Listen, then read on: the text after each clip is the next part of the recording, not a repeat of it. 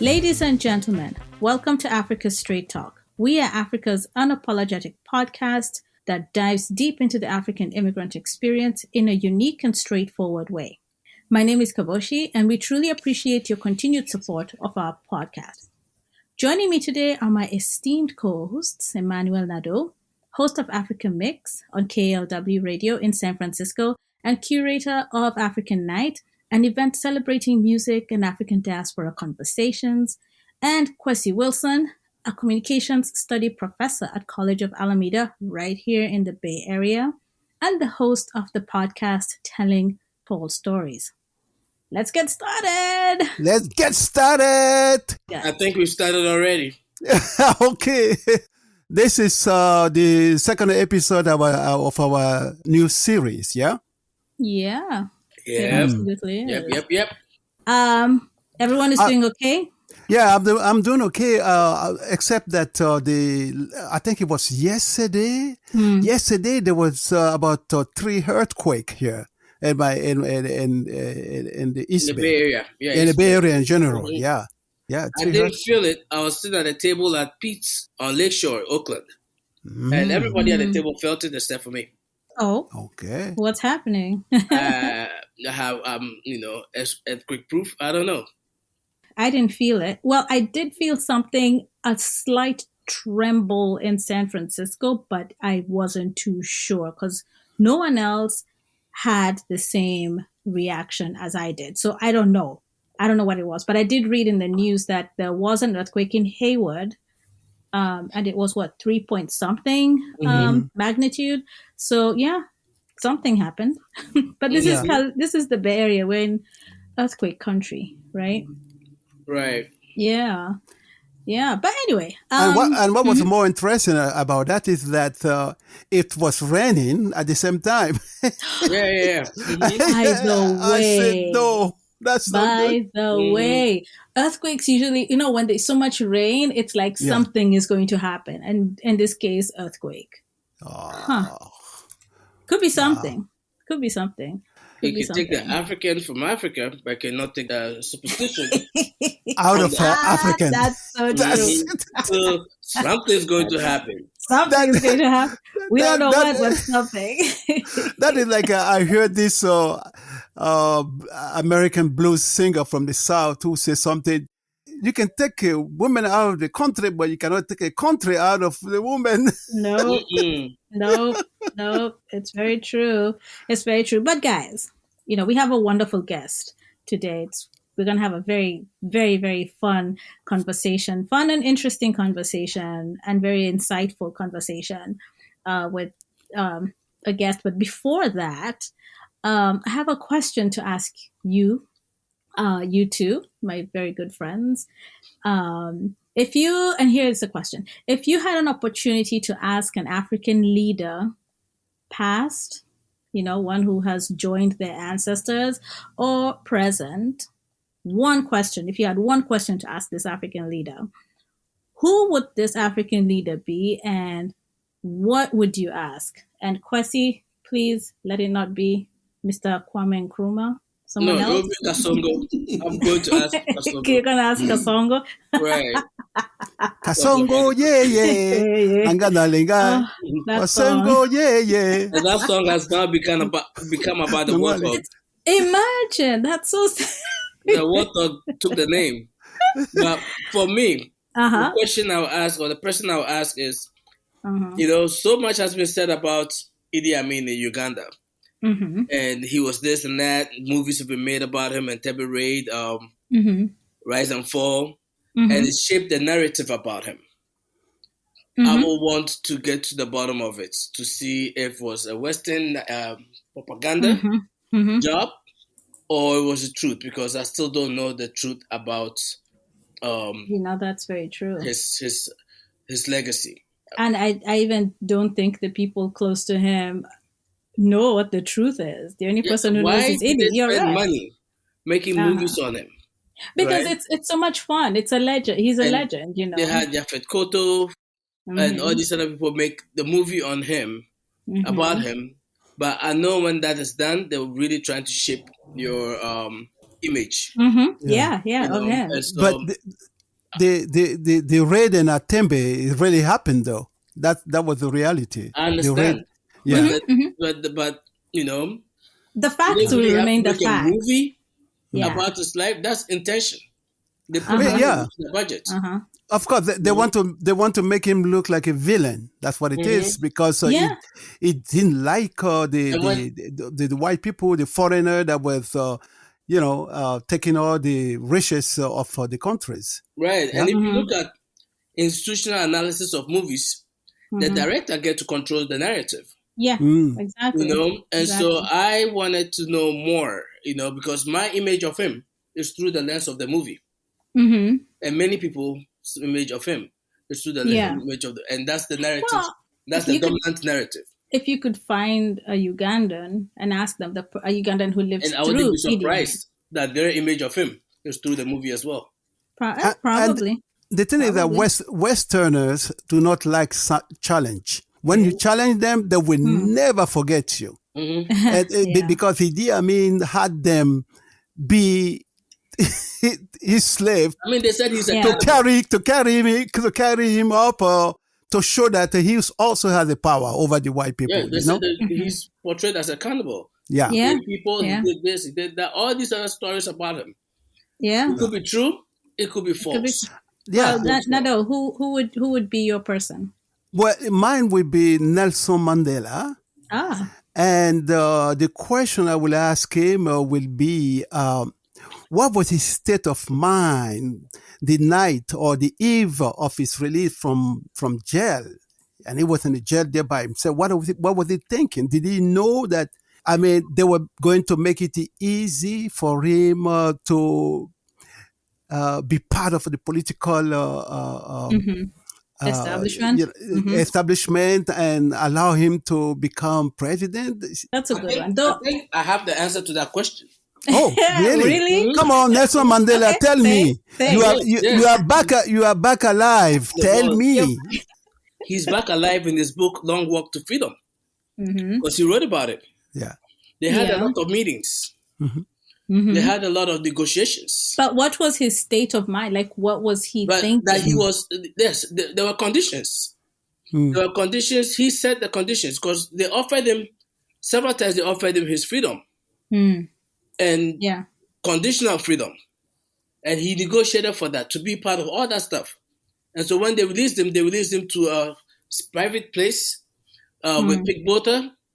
And then he stayed there and then negotiated the handover over there too, as well. And so it was a long conversation. If you read his book, Long Walk to Freedom, he talked about all of that. My person is still alive, and it would be Nana Akufo-Addo.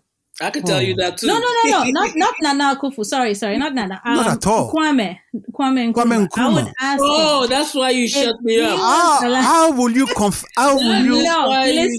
Listen. How will you contrast? How will you compare to Nana? What's your question? You haven't even heard my question yet. Okay. I would ask him what his thoughts are of Ghana today, especially with now that Nana Akufo opened Ghana up to have the African Americans return home, and what is going on in Ghana right now. I'd like to know his thoughts and his opinions about that. I can answer that question too. Yeah. No, you cannot. I'm quite sure. Because he wrote about it. Because he wrote about it. When did he write about it? When he wrote about the future of Africa, the Pan-Africanism, opening up.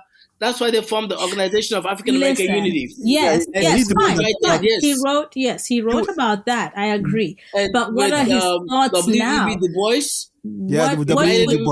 All that stuff. Hold on. What would his thoughts be of what is happening today? That's what I want to know. I know he wrote about it. I think he would be happy that this is happening, because those were his original ideas.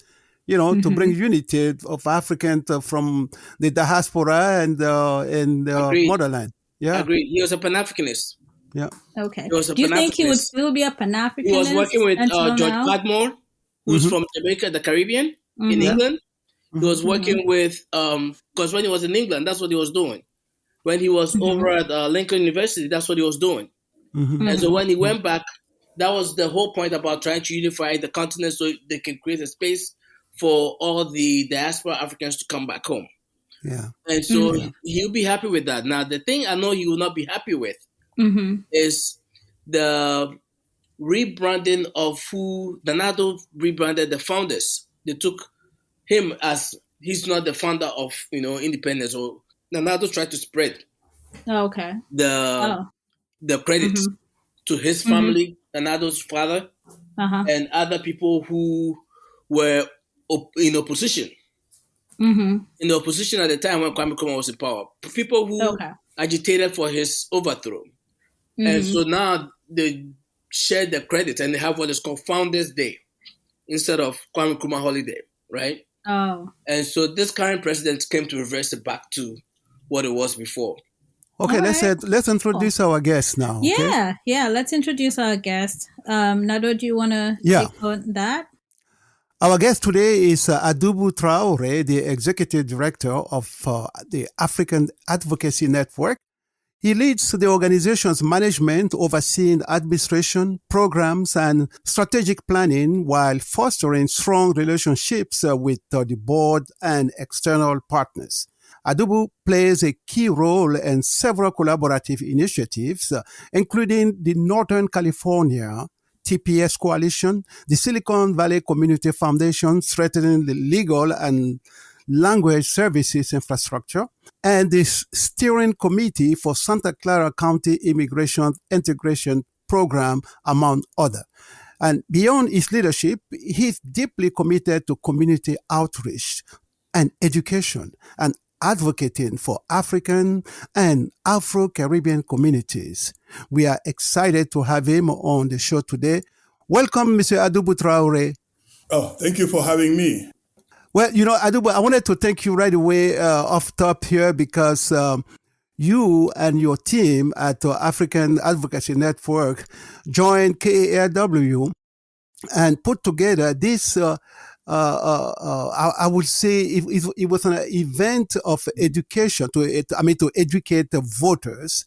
That was sometime last year in October. We'd like to really thank you. It was really eyes opening for many of us. Of course, my colleague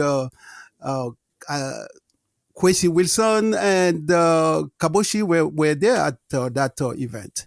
Adoubou, if you had an opportunity to ask an African leader, past or present, one question, who will it be and what will you ask him?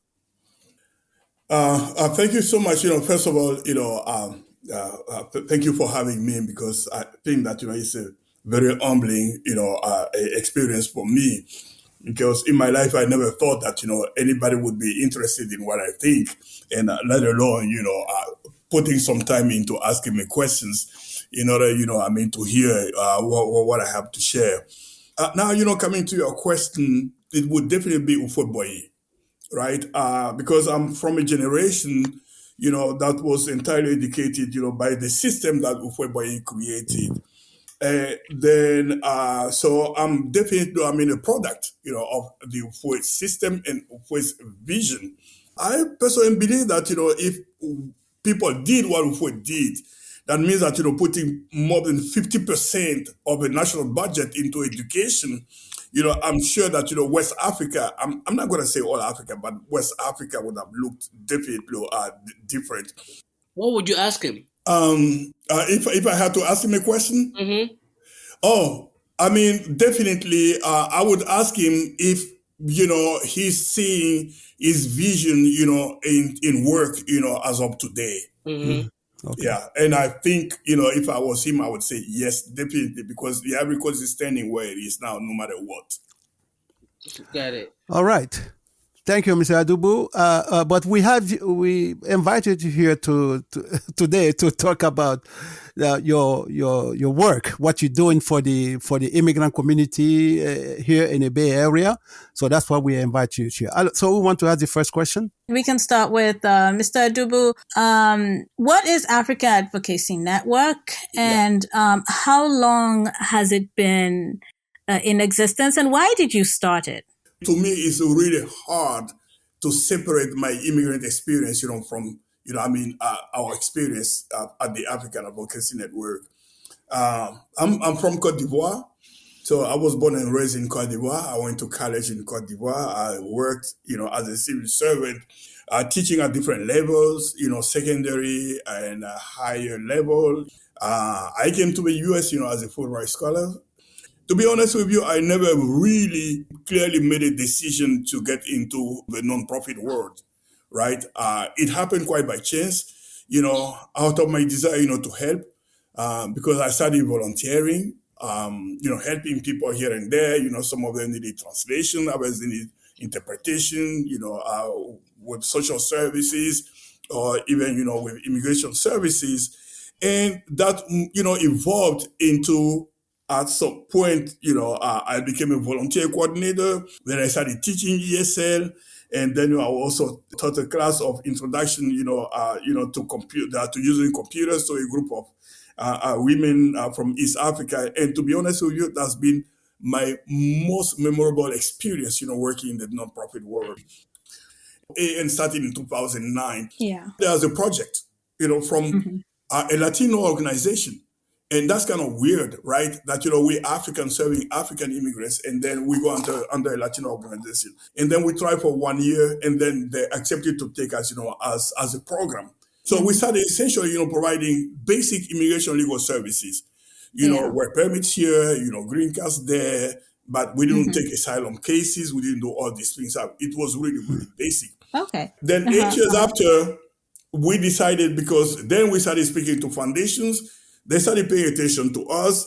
And then we were also part of the conversation, the overall conversation, immigrant conversation. So talking to our community-based organizations, working for other communities, namely the Latino community, the API community. And then, 8 years after, we got our 501c3. Nice. So, Emmanuel, certainly you can picture, while we were sitting back then, 5 people sitting in 300 square feet, office. and you see Emmanuel is laughing about it because that takes us back, And so when we got our 501c3, they didn't give us much choice. They said, okay, you have your 501c3, you must go. Yeah. We were naively thinking that, we could have a 501c3 and still remain one of the programs, but they didn't give us a choice. Yeah. But, God has in his ways. Guess what? We moved from 300 square feet to 3,000 square feet. Wow. Right. And then we started 4, 5 staff members. And as of today, with 16 staff members, counting 4 staff attorneys, 5 DOJ accredited reps, 3 legal assistants, 1 office assistant, and then, and myself. You mentioned about attorneys. I just heard you mention attorneys. And four staff attorneys. Yeah. So that means that, these are attorneys that are employees, of AAN. Are they doing any work around immigration and that sort of thing? Essentially. Could you shed some light on what's the current administration, the Trump administration's policy on, Africans here in the U.S. now? And if you could touch on, say, for instance, if I'm in the process of getting my green card right now, am I going to be affected if I'm in the process now? We filed, we're trying to get my green card. Would that be stalled if I'm trying to come here as a student? As an African, would that be a problem given, what are you seeing and what's happening? What are your projections given the current environment we're in? This is a great question. Please, if I don't answer all the aspects, please, remind me which aspect I haven't gone over.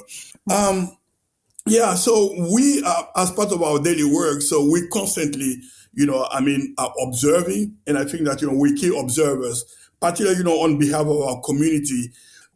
You can talk about, Trump 2.0 without looking back at Trump 1.0, right? Because a lot of things that he's doing now, he did it before. Let me give you an example. Before Trump, right, we know that there's always been a backlog, in immigration and everything.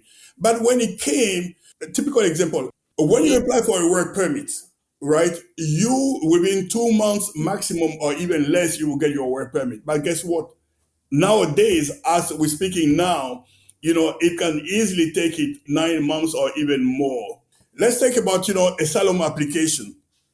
The process back in the days was that you apply for asylum, when they acknowledge, a receipt of your asylum application, within 2 weeks, you were called, for your asylum interview. But guess what?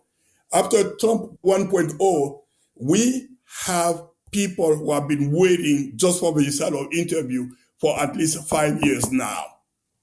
The only thing they have is that they can renew, their work permits.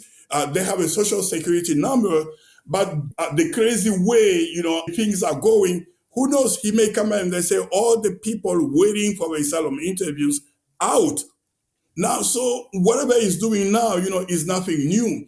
But the only thing is that now he's got more emboldened, right? So should we be worried? Yes, right? Okay. So, which brings me to the next question. What can the African diaspora, what can we as the African diaspora do to protect ourselves during these certain uncertain times? This is a great question. First of all, I think that, we need to understand that, coming to the United States, we're doing nothing new. Migration to the United States did not start with us. It's not going to end with us. And guess what? The only thing which makes Trump an American is the birthright. That's it. Yeah. Right? That's the only thing that makes him an American citizen.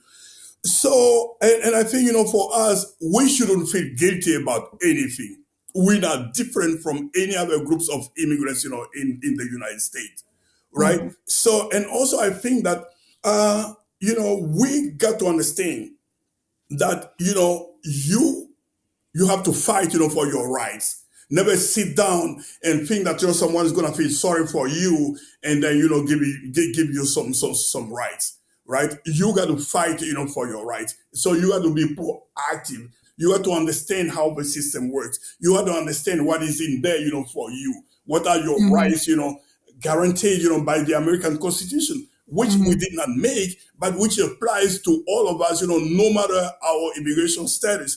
And I think that, these are things that, we need to know. And I think educating ourselves, informing ourselves, organizing ourselves, building our community, creating our own ecosystem. These are things that are key that we need to take on. Otherwise, we're going to be at guilt, not only, just for ourselves, but we're also going to be at guilt for the upcoming generation because, we got to expect them one day to sit back and then say, hey, our predecessors, didn't do much, to create better conditions for us. So as a result of that, we are where we are and second-class citizens. Before you post something, think twice. How is it going to harm me?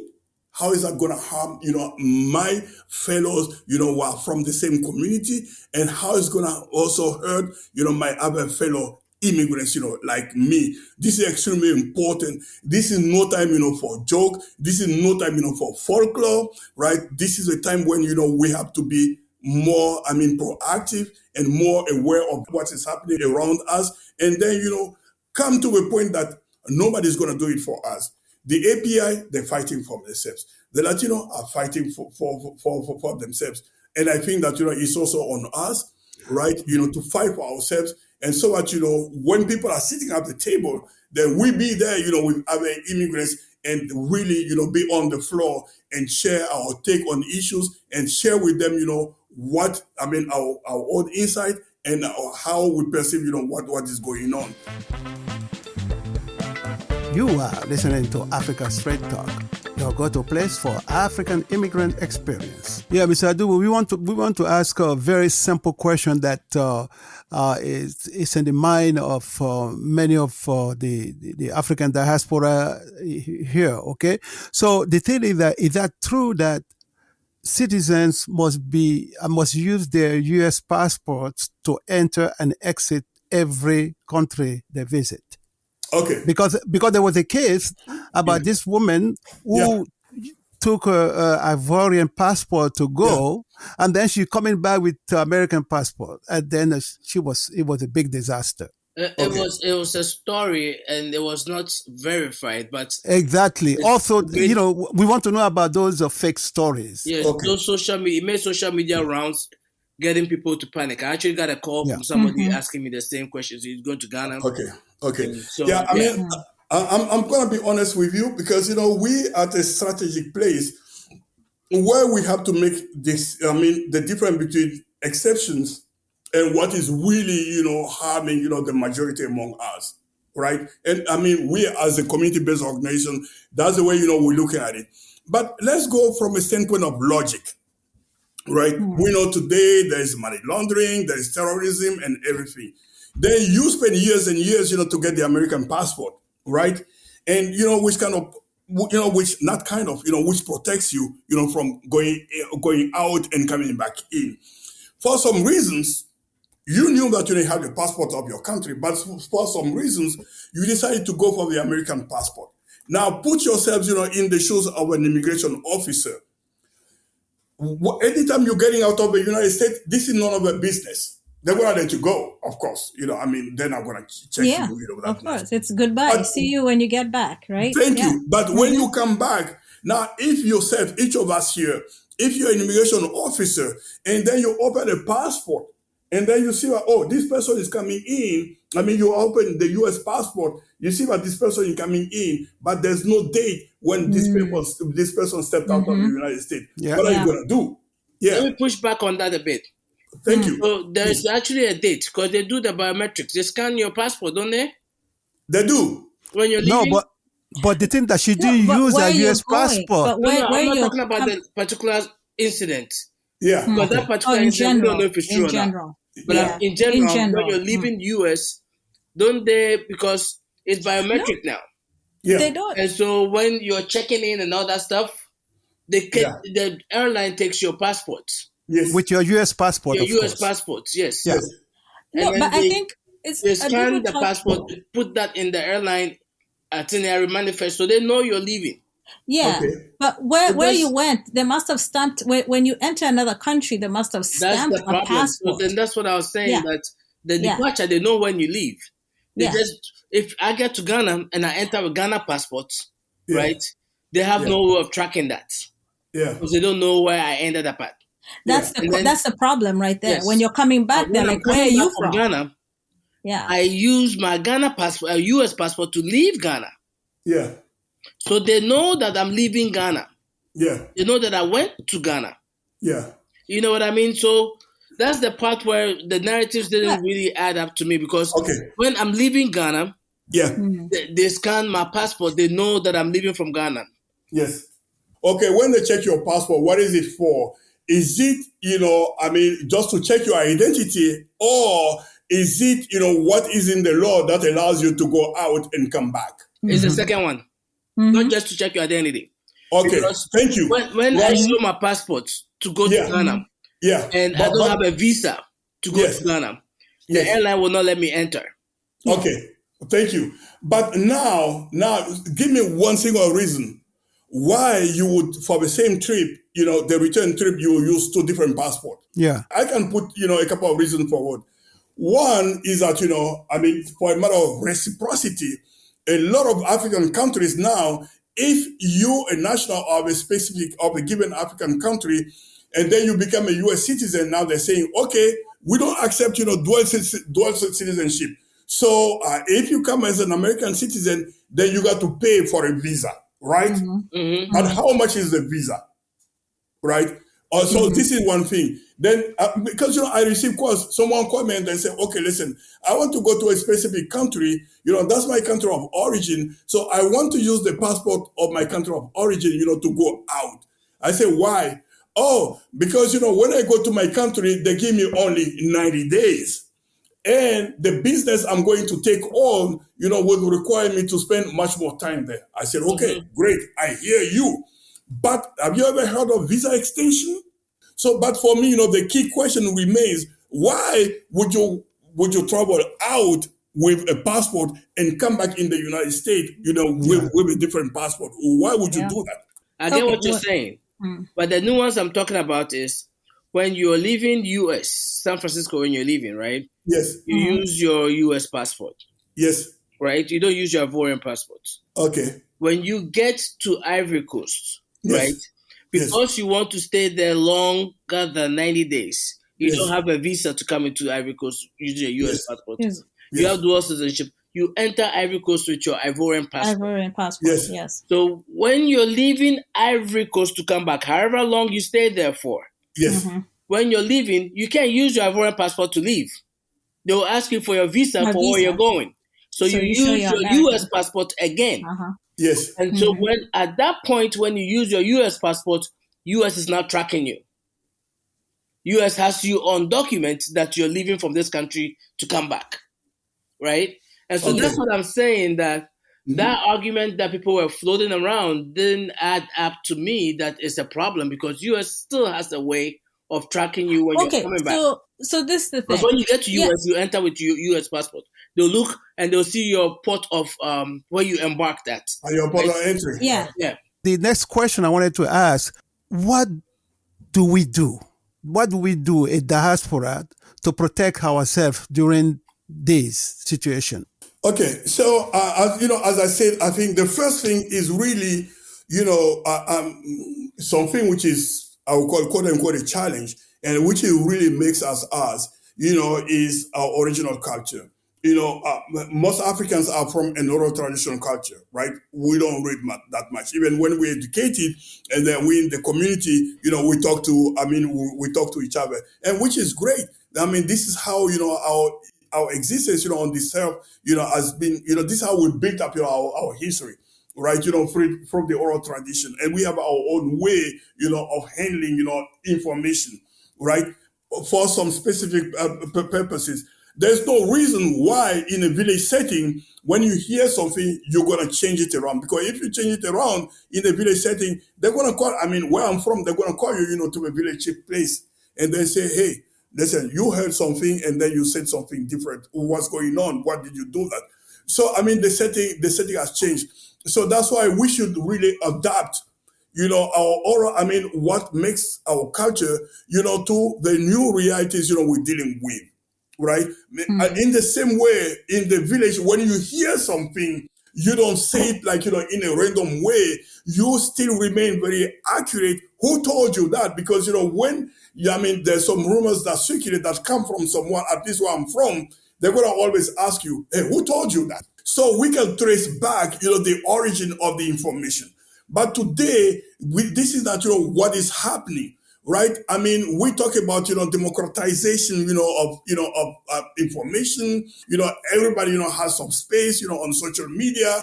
Everyone can post something. So communications have become, much, much easier. But what are we doing with that? It's on us to turn this tool, to the advantage of a community, or to make it something that creates, more risks, and more confusion, more trauma, more hurt, in our community rather than, helping us. So something which is extremely important is, first of all, putting the time to understand what is going on, right? And not hearsay, not the folklore, not going for what is sensational. No. The plain truth, so that, we understand. And for this IAL, we're saying two things.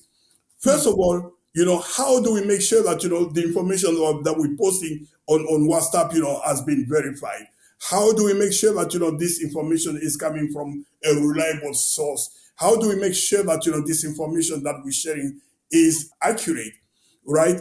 And because, when you sit back, and that's why I said, our piece of solidarity will take into account these kind of things, right? Think about the damage that your fake news that you post, will do in your community, and maybe, to yourself, right, before posting it. So I think that, this is on us, right? We need to take care of ourselves. And second thing that we try to do at AAN is really, to use the language support. Most of the time I tell people, okay, listen, if you give me a legal document in French, right? I was entirely educated in French, but the legal document, I'm not sure that I will understand all the legal jargon, right? Now, let's move to English. English, in the order of languages, I learned English is language number 4, right? I may go to school, but I'm always going to be aware of my limitation when it comes, to deal with the legal jargon, right? Unless I decide to leave it up, to people who have the expertise and who have, who are specialized, in handling that. So I think that, this is one thing. Not everybody in a community, right, can put themselves, in a position of, circulating information, right? Yeah. And so I think that, to me, this is one of the key things that we need to take care of, in these days. And this is all about, caring about each other. This is about, caring about, what harm, fake news, can cause to others. And this is about, also, how fake news can drive people to make wrong decisions that can expose them more, right? But, if we educate ourselves, first of all, that will always come, with a certain peace of mind, because what you're saying or what you're hearing is the right thing, right? Yes. And that also allows you, to, as a community, to sit down and think, right strategies, taking into account, the accurate information that you have. But if the information that you have is itself, not accurate, how can you come up, with strategies, that work, for your community? Right? Absolutely. So this is a challenge. Yes. Right. Thank you, Mr. Adoubou. You have so much passion. You're unstoppable. Literally. So, and I like your passion. I like the message that you're driving, and you're letting people know about, all these things and what it is that your organization is doing. And we need to have you back just to continue this conversation, because really there's a lot to be said. So I want to thank you for taking the time. We are recording in the evening and nighttime on this Valentine's Day. So I'm sure there are probably better things that you would be doing today other than sitting over here and talking to Kwesi Nado and I. And thank you very much for coming. Yeah, I just wanted to say one more thing, right? Which is kind of a disclaimer. I should have started from there, right? It's true, I'm not an attorney, right? So what I'm saying here has no value as a consultation, for anybody out there, right? So I'm sharing my personal experience, right? But there are people, who have the right expertise. But if you have any specific questions for the African Advocacy Network, you can check us online at aansf.org. So go to our info and then, ask your question or call us, and then we'll be more than happy, to schedule an appointment with you and directly, answer your questions. Okay. Thank you very much. In Kiswahili, we say Bwana Adoubou for taking the time and being here with us today. And that's a wrap for this episode of Africa Straight Talk. We truly appreciate your support. We'd love to hear your thoughts. Find us wherever you listen to your favorite podcasts. Follow us on Twitter at Africans Talk, and connect with us on Facebook and Instagram by searching Africa Straight Talk. And of course, spread the word. Tell a friend or 10 about us. Interested in sponsoring our growing podcast? Email us africastraighttalk@gmail.com. Until next time, Mzee Nado. Thank you for listening to this episode. We invite you to check back here for our next one. In the meantime, be safe, be well, and love one another.